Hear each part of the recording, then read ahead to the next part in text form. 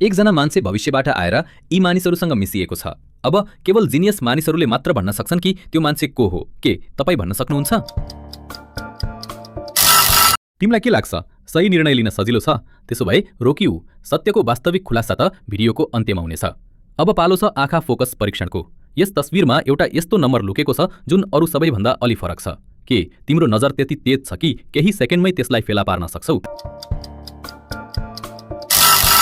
यदि तिमीले फेला पार्यौ भने स्क्रिनमा डबल ट्याप गर र देखाऊ कि तिम्रा आँखा साँच्चै अरूभन्दा तेज छन्।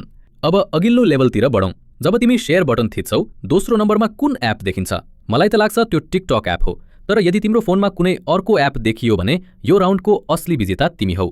अब पालो फाइनल लेभलको। यस तस्विरमा एउटा गोप्य शब्द सिक्रेट वर्ड लुकेको छ। यो केवल ती मानिसहरूले मात्र फेला पार्न सक्छन् जसको नजर बाज जस्तै तेज छ। यदि तिमीले फेला पार्यौ भने छिट्टै सब्स्क्राइब गर र कमेन्टमा लेख्नु त्यो सिक्रेट वर्ड के हो। Final reveal. यो केटा भविष्यबाट आएको हो किनभने उसको हातमा टर्च छ र पुरानो समयमा टर्चको प्रयोग हुँदैन थियो।